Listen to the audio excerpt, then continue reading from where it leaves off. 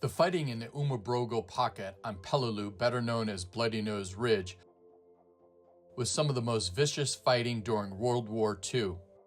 Fighting in the jungle and on the rocky coral ridges, submarine units suffered 60% plus casualties. Today, Peleliu is one of the best preserved battlefields of World War II in the Pacific. Nature has reclaimed the island battlefield, but traces of the battle are everywhere. Join us as we take a walk around Bloody Nose Ridge and explore some of the historic locations. Peleliu Battlefield Tour. The Battle of Peleliu has long been known for its incredibly vicious fighting and high casualties. On Peleliu, the Japanese used hundreds of caves all along Bloody Nose Ridge to defend their positions, launch attacks, and move from fighting position to fighting position. These tactics made it difficult for the Marines to quickly end the battle. Many times the only way to attack these caves was with flamethrowers, sealing the caves with explosives, artillery, or tanks. Even then, it took men to climb these ridges and engage the enemy in combat, many times hand to hand.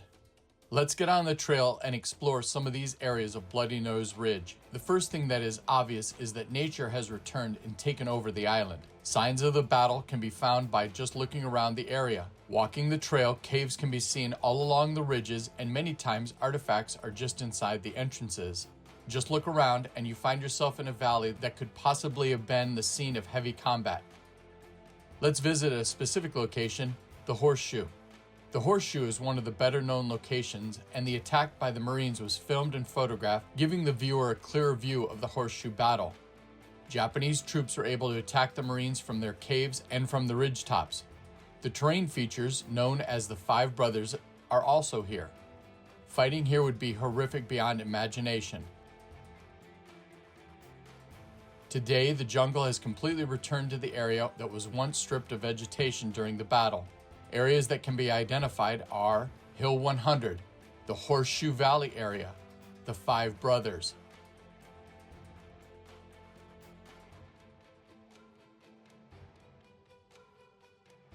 Looking at Hill 100 from the causeway during the battle, Hill 100 today.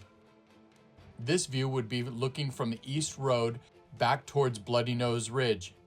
The Horseshoe Valley would be just behind Hill 100, also the Five Brothers.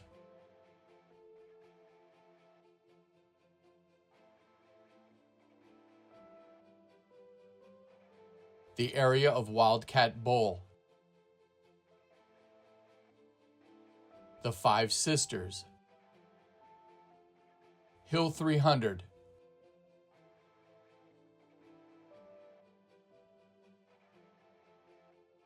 Looking out towards the location of the airfield and the invasion beaches.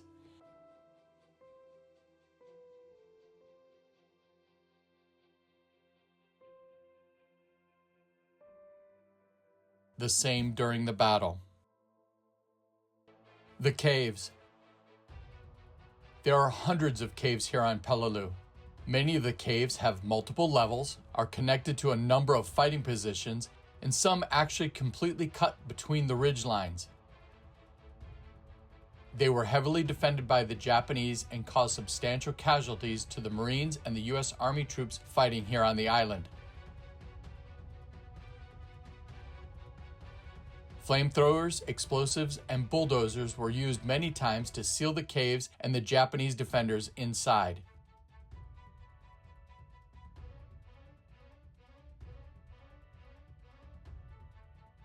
A popular cave to tour here on Peleliu is the Japanese 200mm gun.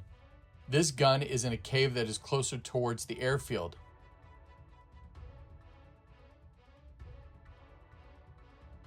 It is said that these guns never fired a shot since the Japanese ammo barge was sunk before it could offload ammunition and supplies.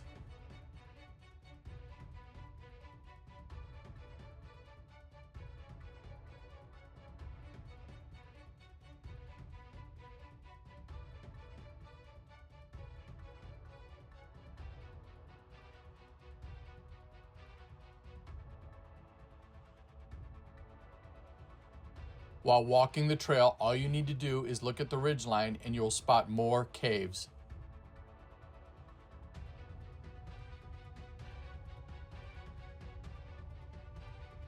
another popular visited cave is the Caisson Cave. This purposely built cave was an ammunition storage cave. Inside are the remains of Japanese horse-drawn caissons. These were to be used to deliver artillery shells and other equipment to the fighting positions on Bloody Nose Ridge. The Thousand Man Cave is one of the most visited caves here on the island. This man-made cave has over 900 feet of tunnels, multiple exits and entrances, and 33 rooms. It had roughly 1,000 Japanese defenders inside. The U.S. forces fired artillery and tank rounds at the cave entrances and used flamethrowers to dislodge the defenders. Many of the cave entrances and exits were sealed. It is reported that the last Japanese defender finally gave up months after the battle in February 1945. After the Japanese were pushed into the pocket on Bloody Nose Ridge, they moved their command to a cave very near the backside of Hill 300. The memorial plaque reads "The Last Stand," but this is not the final command cave for the Japanese forces. It is very common to find incense burning here at the cave entrance. You also find water bottles or cups of water and other memorial offerings to those that died here.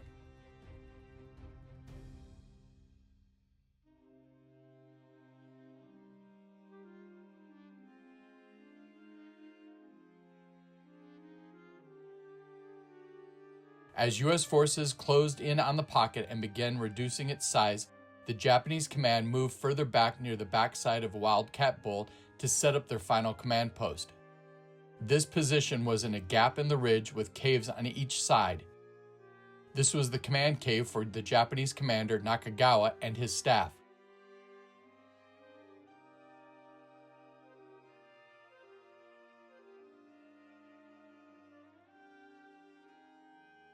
On the opposite side is a support cave.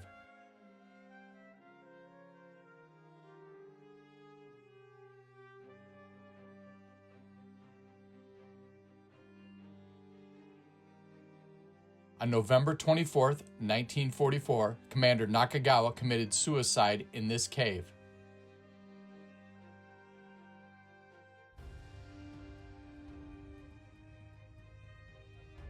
I hope you've enjoyed this episode of Peleliu Battlefield Tours.